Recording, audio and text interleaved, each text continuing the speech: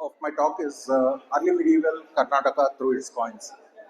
So, in this talk, I intend to take you through the history of early medieval Karnataka.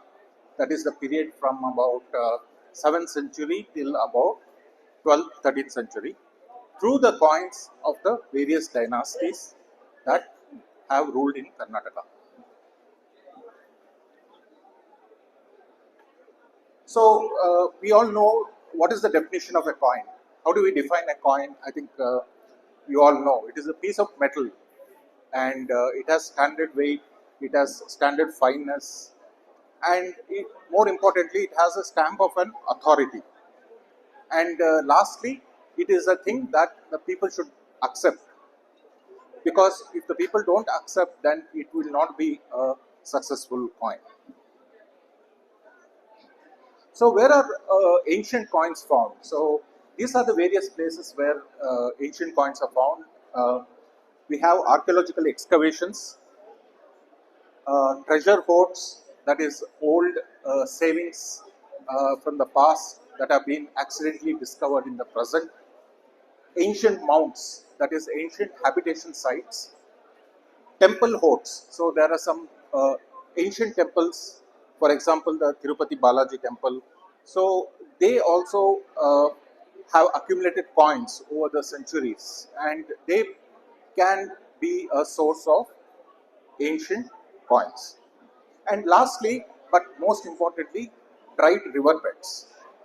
So, in the past, there was a tradition of dropping coins in the river when you visit a pilgrim place. So, these coins would have accumulated over the centuries, and today, when the river gets dried up, and there are a community of people called charkaris. So, when uh, they try to filter the sand of the riverbed, they end up getting a lot of curious items, metallic items, beads, rings, and even coins. This, in fact, is the biggest source of ancient coins today in India. So, why do we study coins in general? Because coins help us in the historical reconstruction. So, collection of coins is one part of numismatics, the other part is the academic aspect. And this academic aspect contributes in the form of historical reconstruction.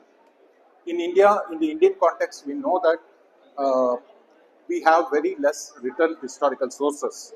So, if we have to reconstruct, we have to use archaeological evidences. So, coins come under the broad umbrella of archaeological sources for historical reconstruction.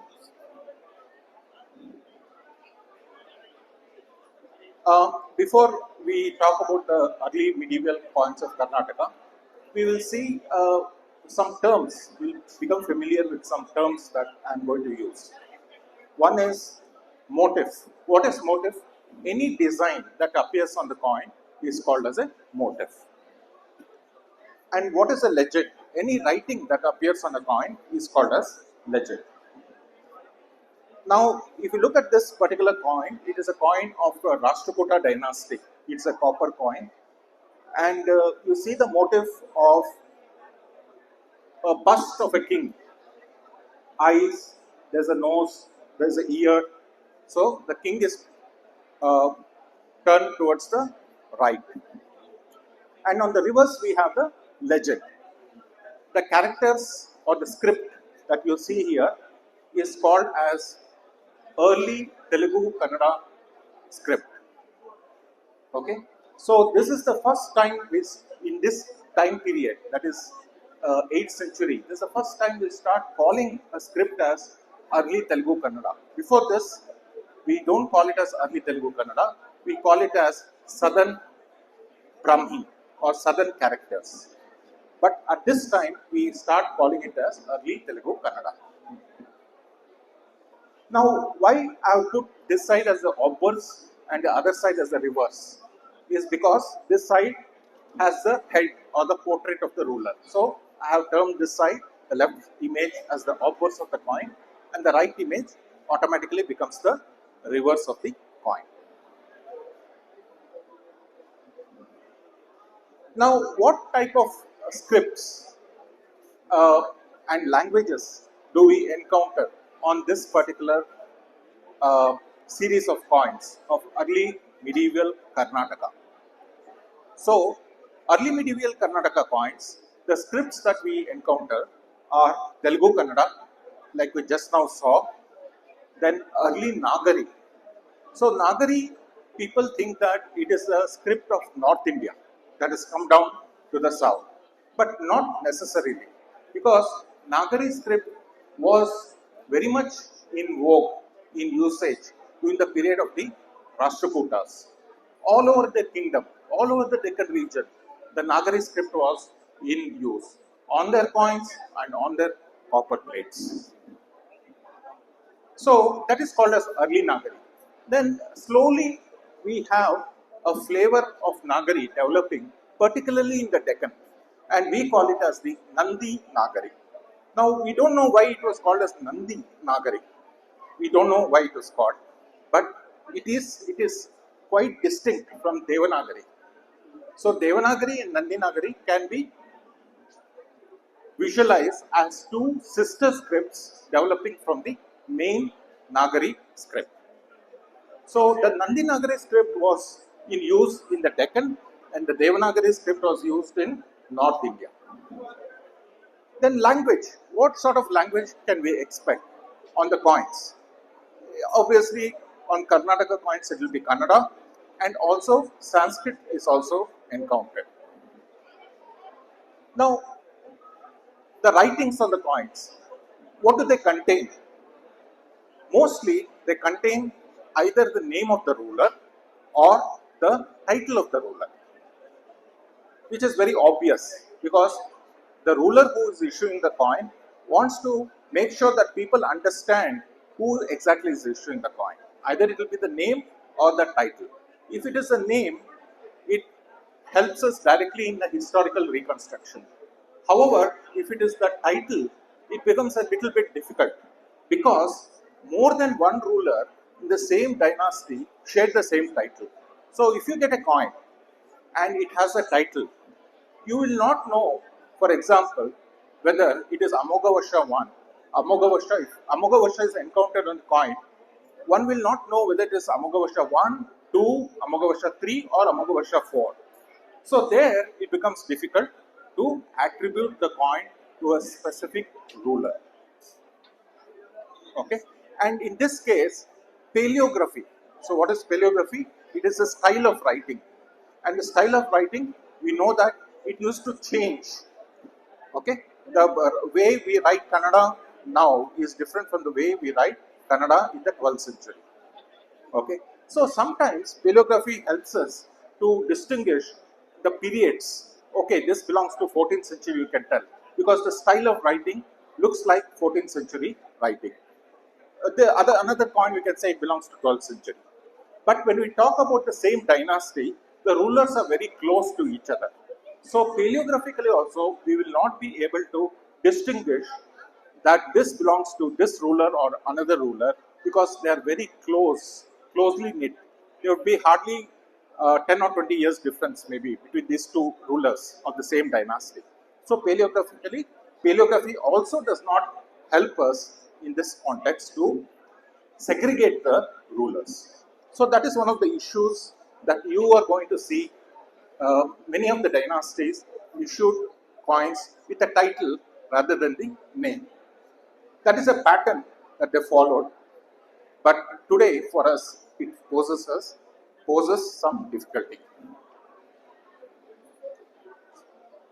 Now, what is the type of weights that in this period we can see, early medieval period?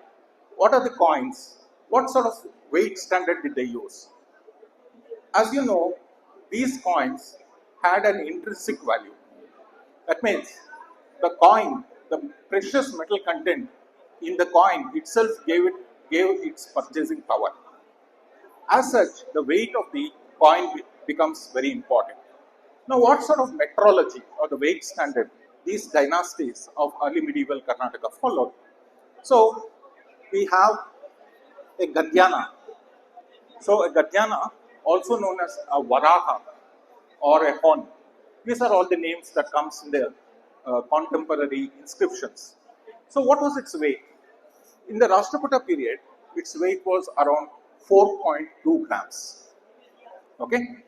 However, gradually it appears to have decreased because by the time the Vijayanagar period of the 15th and 16th century, the same Gatyana or Varaha was weighing only 3.4 grams.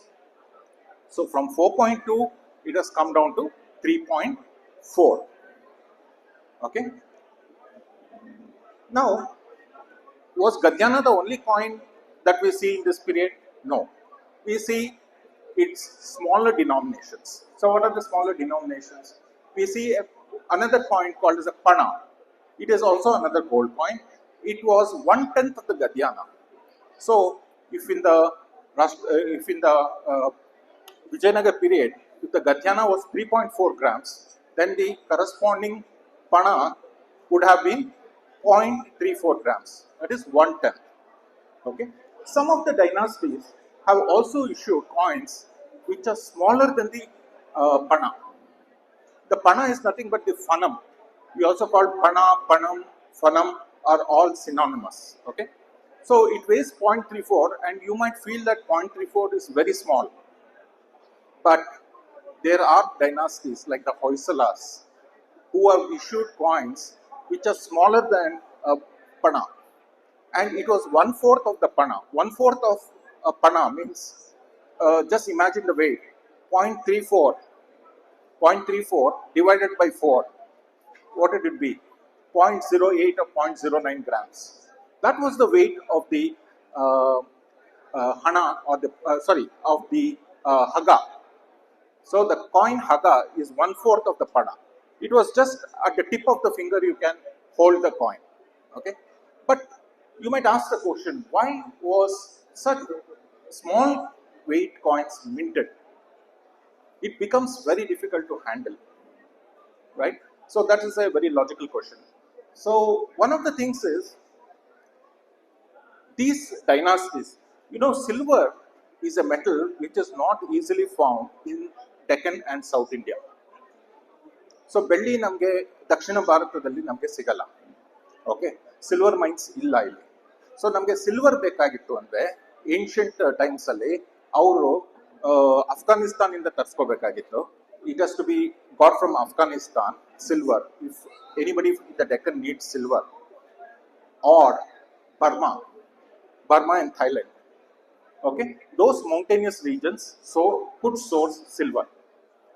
So silver being a non-existent metal in Deccan and South India, silver coins are relatively scarce. Very few dynasties have actually issued silver coins in Deccan and South India. So in other words, silver scarcity. How do you make up? If you want to buy a smaller value item, you need a smaller denomination coin. Like why we have still 1 rupee and 5 rupees in circulation? For the same reason. Okay. So instead of having a silver coin, you have a corresponding gold coin of the smaller value. However, it would turn out to be very small in weight. Okay. That's the reason why we have smaller weights such as Haga. Okay. There in inscriptions mention another gold coin called Bele. Okay, which is, it's not mentioned here because it has not been found. Bele coins have not been found, but it is half of the Haga. So 0.08, if Haga is 0.08, then Bele will be 0.04 grams. Okay. Now the other question is, how were people using these coins? Okay. Now we don't have a firm answer how people were using these coins. But one possibility is they were not using these coins individually. Individually they could have used, but mostly they would have kept it in a small bag and they would 100 coins or 50 coins. And that bag is to be traded for medium value transactions. For some very small value transactions, the bag would have been opened and the coins could have been individually utilized. So that is a theory regarding the usage of these very small coins. Now we did have silver. It's not that silver was not available. The Hoysalas have minted coins in silver, and the Vijayanagar, during its initial period, also minted coins in silver. Now, these silver coins, inscriptions tell that names such as Tara, Visa. So, these are the names that occur in the inscriptions as referring to silver coins. And then the copper coins have also been referred in inscriptions. They are called as Kani. So the 4 copper Kani was equal to 1 silver visa, and 4 such visa or Tara was equal to 1 gold haga. So that was the exchange between the gold, silver and copper coins during this period. Now what were the weights of the gold coins? Like I said, during the Rashtrakuta period, it was 4.2 grams. Then during the Hoysala period, it was 4.1. During the Kalyana Chalukya period, it was 3.8. During the Vijayanagar period, it was 3.4. So it appears to have gradually decreased. The weight standard of the Gadyana appears to have gradually decreased over the centuries.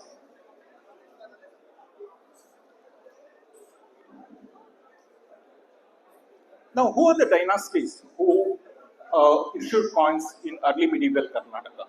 We start with the Rashtrakutas, then we have the Nolambas, Western Gangas, Chalukyas of Kalyana, Kadambas of Hanagal, Hoysalas, Yadavas and Alupas. So these are the major dynasties who have issued coins during this period. Now we shall have a look at the coins of each of these dynasties one by one. The Rashtrakutas. The Rashtrakutas were a very big imperial dynasty. Okay, they ruled almost from Narmada till south till about Kaveri, the Kaveri river. That was the span of rule. Okay. Now, the Rashtrakutas came into existence after the demise of the Badami Chalukyas, and they ruled till about 973 Common Era, after which the later Chalukyas took over the power. So, in these 2 centuries, they have they have made various political achievements, cultural achievements in terms of temples, and now we shall also see the coins that the Rashtrakutas have issued. This was the logo of the Rashtrakutas. So, what is this? Any guesses? What it looks like? Lakshmi, because you see the lotus, right? Okay. Look at it once again, a little bit more closer. Yeah? Peacock. Okay. So, Sir says peacock because he sees some resemblance to a bird, perhaps, because he sees the wings. See, the wings are here. But there are also snakes. The deity is holding snakes in both hands. So what could this deity be? Shiva. Okay. Any other guesses before I just... So this is actually a seated Garuda. And Garuda always associated with snakes. Okay. And the other clue for Garuda is the 2 wings. These are the wings. And this is a slightly dicey thing because Garuda, we don't normally see seated on a lotus. Yeah, but he is seated on a lotus, and you see the nose. The nose is a bit protruding.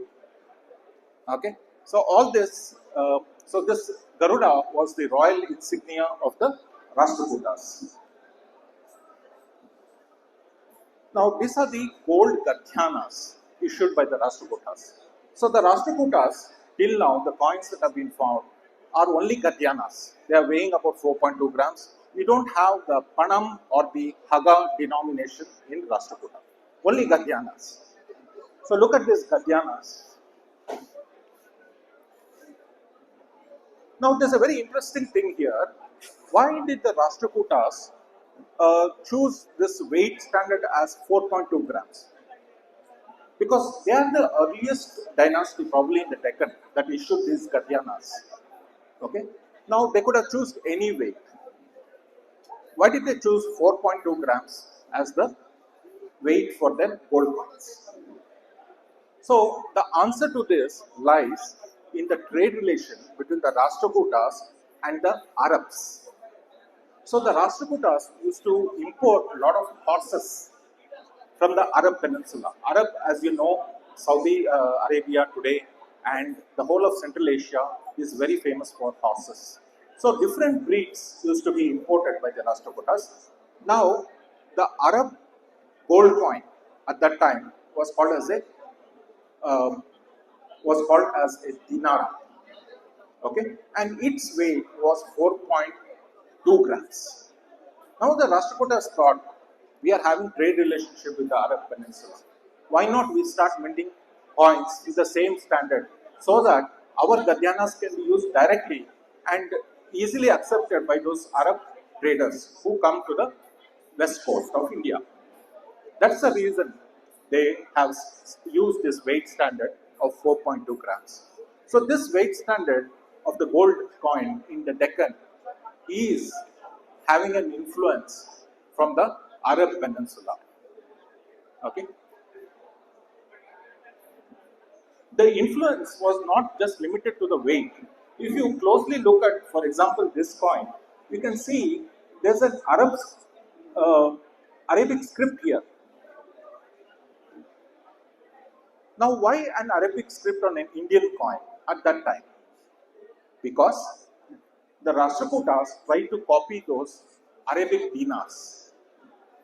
So they made it even look like Arabic dinars, not only the weight standard, even the look wise, they made it look like Arabic dinars so that the Arab traders can easily, comfortably accept these coins. Okay. And you can also see Garuda here. You can see Garuda seated on the lotus, like we saw the royal insignia. Okay. Lion was also there, elephant was also there, other motifs used. These are the silver coins issued by the Rashtrakutas. Like I said, silver is very scarce in Deccan and South India. So probably they must have bought it over trade. Through trade, they must have bought the silver coins. Now again you can see the bust of the king here. You can see an elephant rider here, elephant with a rider on the top. You can see a boar. The boar was a Chalukyan insignia, but the Rashtrakutas, when they defeated the Badami Chalukyas, they inherited this insignia, the boar insignia. And then you can see a seated Garuda here on the silver coin also. Now, what were these coins called? These coins were called as Dhamma. Okay, Dhamma or Dhamma was the name for these silver coins, and they were very tiny. They weighed about 0.5 grams only. 0.5 grams. These are some of the copper coins issued by the Rashtrakutas.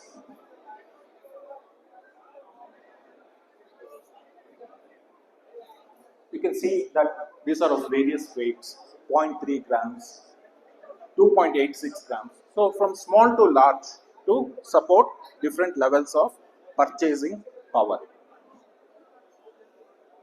Next we'll come to the Nolambas.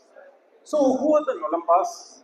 They ruled in today's Karnataka, the East Karnataka, as well as parts of West Andhra Pradesh, like today's Anantapur.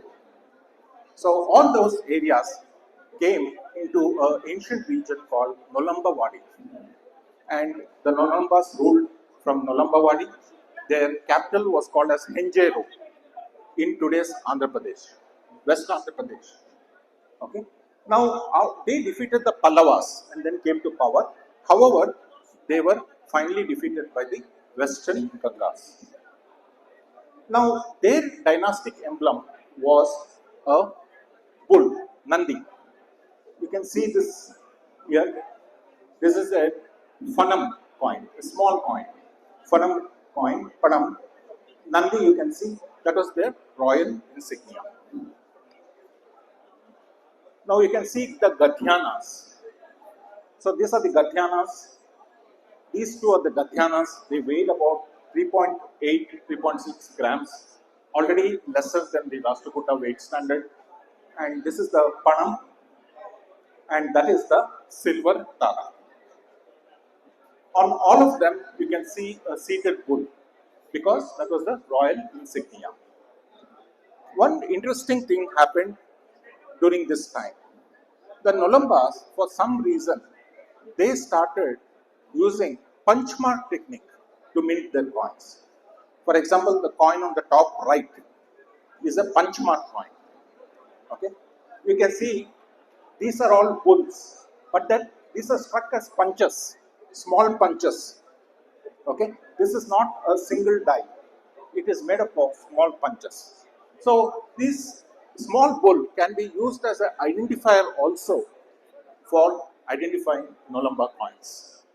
Another identifier for Nolamba coins is this Ankusha or the elephant goad. Okay, the one that the Mahout uses when he is sitting on the elephant to control the elephant. It is called as the elephant goad or Ankusha. That we can see on most of the Nolamba coins. Another identifier to attribute to Nolambas.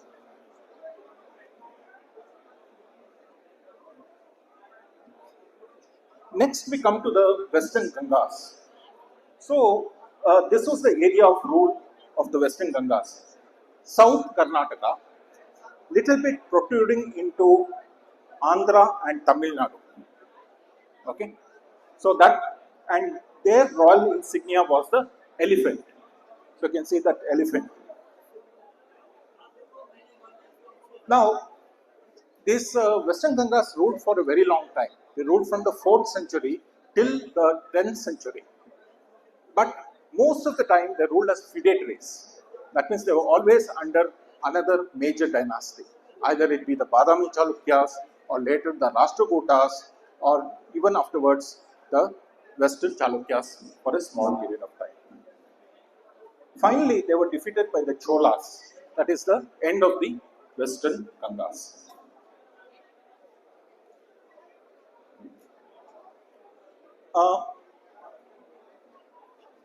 There's a place called Talagunda.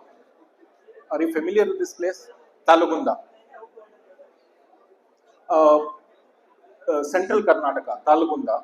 So, in this place, there was an excavation done in 2013 and that yielded about 13 gold Gadhyanas. Okay, and the 3 rulers were identified: Durvinita, Sri Vikrama, and Bhu Vikrama. Okay, now how do these coins of the Western Gangas look like? So this is a gold Gadhyana of the Western Gangas. So you can see an elephant, the royal insignia of the Western Gangas. You can see that on the coins. Okay, this is an elephant, and it is assumed that it is holding a sugar cane here. Okay, that's why you see this protrusions holding a sugar cane. Very nicely decorated elephant, and you can see some letters on the top. You can see some letters on the top. So using these letters, those 3 rulers were identified. And then we also have the Panam standard. So this is the Gadhyana. This is the Panam. 10 Panams make one Gadhyana. And there are some very rare silver coins issued by the Western Gangas. That is called as a Tara. 16 Taras make one Panam. Okay. So this was the sort of monetary system followed by the Western Gangas. Here the most attractive element is the elephant itself. It looks very beautiful. Sometimes it has a cap-like design on the top, and the various other attributes for the legs. Now, the Western Gangas uh, have not issued copper coins, is the general notion. However, this copper coin surfaced, a unique copper coin surfaced, weighing about 4.1 grams. It says Sri, it reads as Sri Purusha. So Sri Purusha was a very popular ruler of the Western Gangas. So the elephant is there, which is a royal insignia. But the presence of the legend Sri Purusha confirms that this coin was issued by the Western Gangas. There are also few other copper coins uh, very rarely noticed with the elephant. I think Sir Keshamurti sir has one in his collection. Sir, have you displayed it? Not today. Okay. So very interesting. Those are also having the same what is that um, ornate elephant motif. So we can definitely tell that this was issued by the Western Gangas. But however, the strange thing is they are very rare. See, normally copper, how it is, like 100 copper coins would have been equal to one gold coin, right? So if you find for every one gold coin, you should be able to ideally find 100 copper coins. But here it is the opposite. You find a lot of gold coins, gold gadyanas, but copper coins are rare. So we really don't know who and why these rare copper coins would have been issued.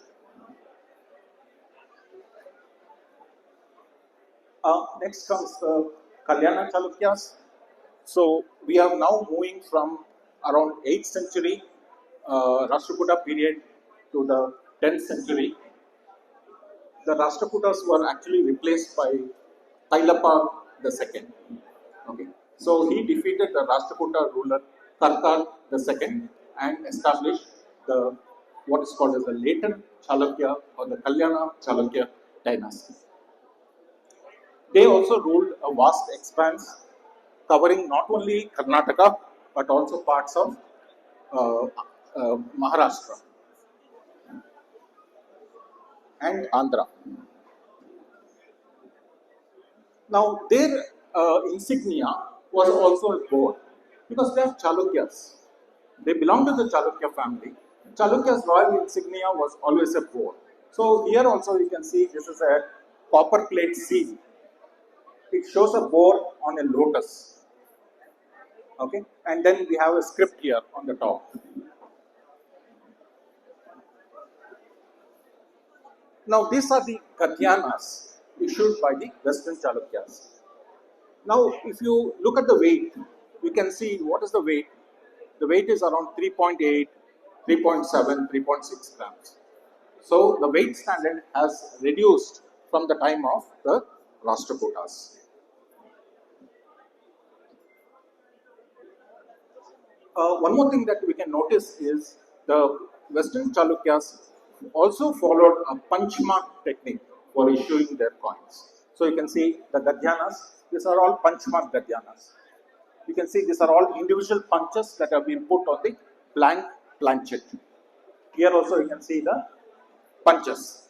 So usually you will find how many? You will find 1, 2, 3, 4, 5, 6, 7, 8, 9 punches. 9 punches are there, including a central punch, which is usually a lion. Sometimes you can also see a Garuda. Now, what are the legends normally encountered? The legends normally encountered are Jaya, Jaga. So, what do they mean? Jaya, Jaga. So, Jaga is the short form of Jagadeka Malla.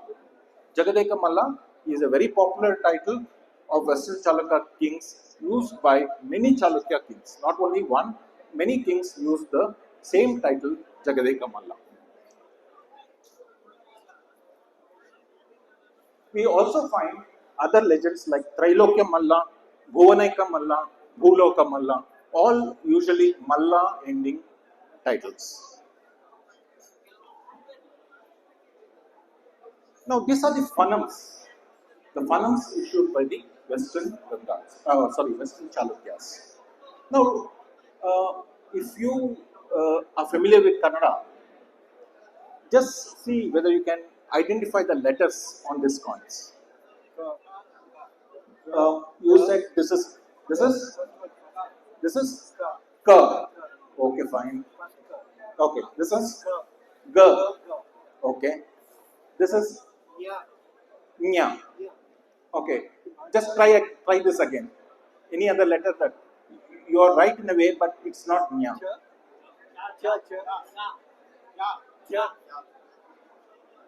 What did you tell, sir? J. Yeah, it is J. J. J. This is Ba, Pa or Ba. Yeah, it is the. Okay. Yes, that's a good question. So, why are these random letters occurring on this phoneme? So, phonemes are very small. Like I was telling you, it weighs around 0.1 gram. So, a coin of weighing 0.1 gram is at the tip of your finger. So, how much you can write on the coin? Maybe you can manage to write a letter, and that's what they did. However, these letters have a meaning, and I will tell you what. Now I have arranged the same coins.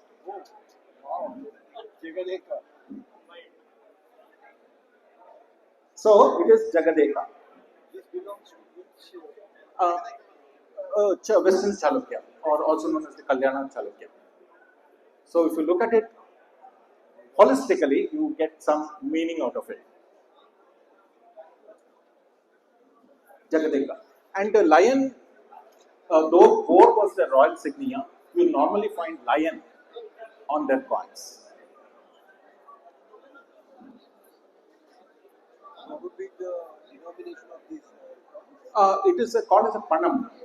Yeah, it is 1/10 of the Gadyana, and it is a weigh around 0.09 grams. It's like the Pele, what we call it. Bede is still much smaller than this. Bede is one eighth of this.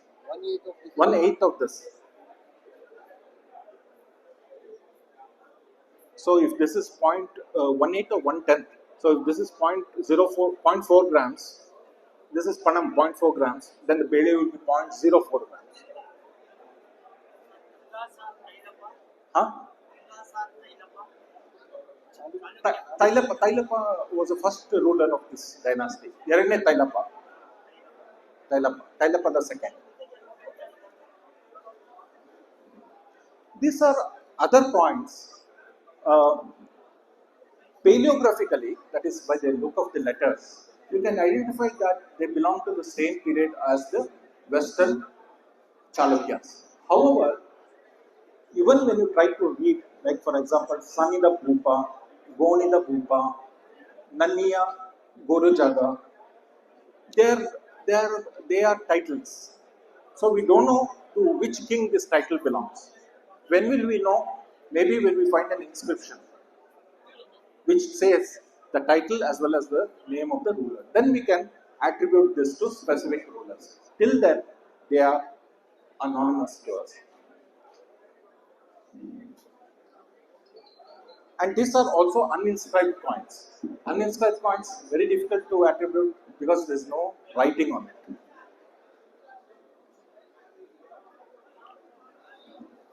Then comes the Hangal Kadambas. Now, they were contemporaries of the Rashtrakutas, and later they became the contemporary and feudatory of the Western Chalukyas. Their capital was Hanagal.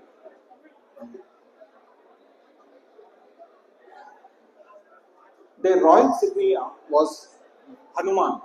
Now, if you see this coin here, it is Hanuman who is seated. I will show you the bigger picture once again.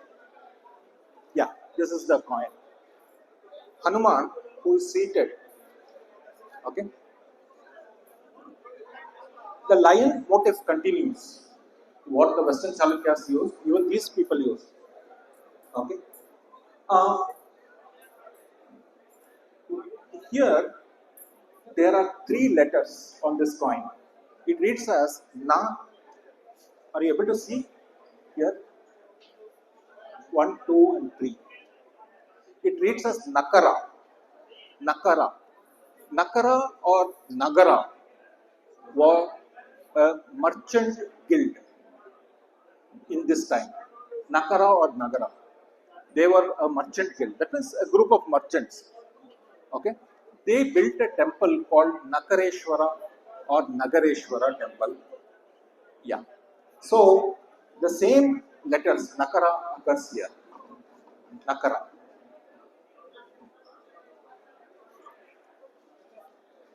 This temple, Nakara Nagara Nagareshwara, is in Bankapura. Bankapura.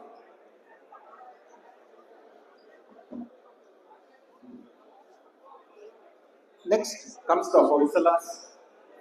I think we are more familiar with Hoysalas than the Anagal Kadambas.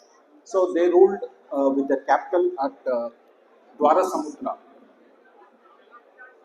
near Halebidu, and the royal insignia was a lion. The royal insignia was a tiger.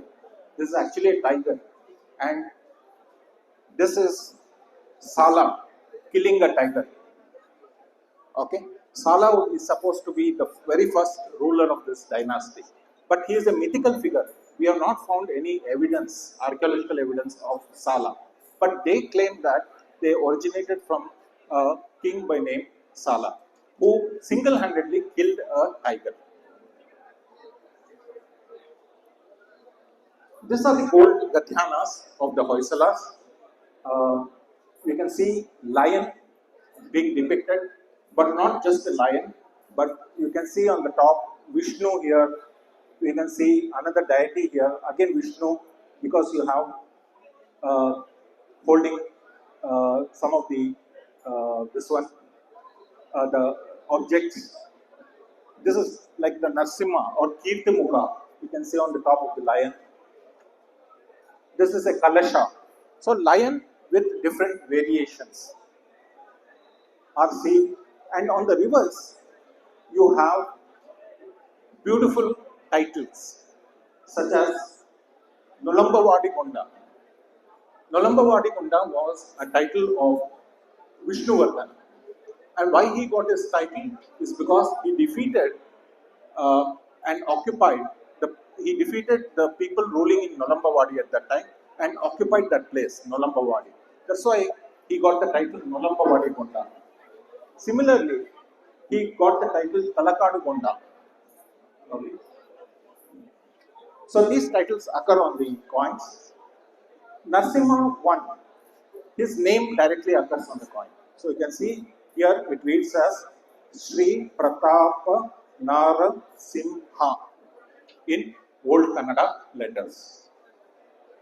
And here Malaporul Gonda. What is Malaporul Gonda? Mala is Malai or hills. So he occupied the hills, the Ghats area. That's why Narasimha III got the title Malaporul Gonda, the occupier of the hilly region.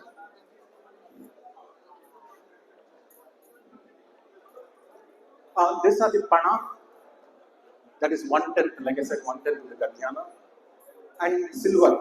Now, Hoysalas, interestingly, have issued a lot of silver coins. So, we don't know from where they got the silver, because, like I said, yeah, okay, silver coins. Now, they are one of the few dynasties in Deccan who have issued a lot of silver coins. So, we don't know where exactly they got the silver from.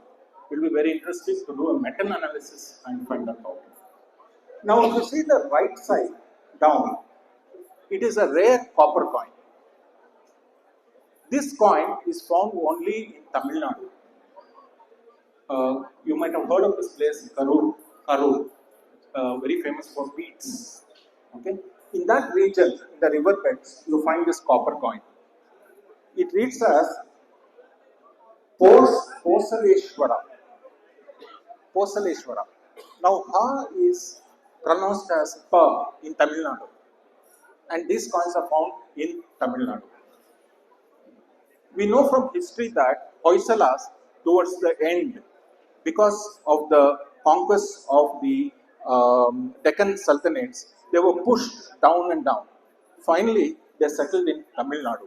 It was probably at that time that these rare copper coins were issued by the Hoysala rulers. It just has Kosaleshwara. It doesn't have any individual ruler's name.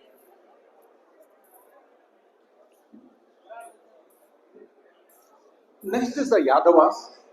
The Yadavas were ruling here Maharashtra and North Karnataka region were ruled by the Yadavas. They were always fighting with the Hoysalas to control the Raichur Dove, that is the Tungabhadra region, because it was a very fertile area. Ah, ಇಲ್ಲ ಇಲ್ಲ ಇಲ್ಲ ಯಾದಗಿರಿ ಯಾದಗಿರಿ ಅದು ಇರ್ಲಿಕ್ಕಿಲ್ಲ sir sir Devagiri ಅದು ಯಾದವಾಸ ದೇವಗಿರಿ ಅಲ್ಲ ಅದು correct sir ಕೇಳ್ತಾ ಇರೋದು ಯಾದಗಿರಿ ಅಂತ ಡಿಸ್ಟ್ರಿಕ್ಟ್ ಬರುತ್ತಲ್ಲ ಉತ್ತರ ಕರ್ನಾಟಕದಲ್ಲಿ ಅದು ಯಾದವರಿಂದ ಬಂದಿರ್ಬೋದಾ ಅಂತ I am not 100% sure I would not think because Yadagiri appears to be a tussle ಇದೆ Hindu name. Okay. Okay, sorry. Their royal insignia was Padma, lotus. So you see on their coins, always the central punch was a Padma. In fact, you can see that many of this, all of them have the Padma as the central punch. So they continued following the punch mark technique which was started by the Nolambas in the 9th century. Number one. Number two is they mostly use the Nandi Nagari script on their coins. You don't find their coins in Kannada script. It's very rare. You do find it's very rare, but otherwise mostly it's the Nandi Nagari script you find on all the coins. These were the same coins that Muhammad bin Tughlaq, when he defeated Malik Kafur, when he defeated the Yadava ruler Ramachandra, he took as tribute or bounty these coins. And the Arab writers mention these same coins as Padma Tankas. Padma because of the lotus, Tanka because that was the name that the northern sultanates used to use for their gold coins. Tankas, gold tankas. So they called it as Padma Tankas. Okay. These are the silver coins issued by the Yadavas. Different rulers, Sevana Deva, Pilama Deva, Singana Deva, Kanhara Deva, Mahadeva, and the last ruler was Ramadeva. So all the rulers have issued in silver. So that means they had a good supply of silver coins. Last comes the Alupas. They ruled this area, that is the what we call as the South Konkan region. South Konkan region. Okay. That area is called as Alva Kheda. Okay, this South Konkan region was called as Alva Kheda and was ruled by the Alupas. Their royal insignia was a pair of fish with a royal umbrella on the top. So this was the royal insignia. Is it the same place where we call it as Alapi? No, Alapi comes under Malabar coast. So they are not connected.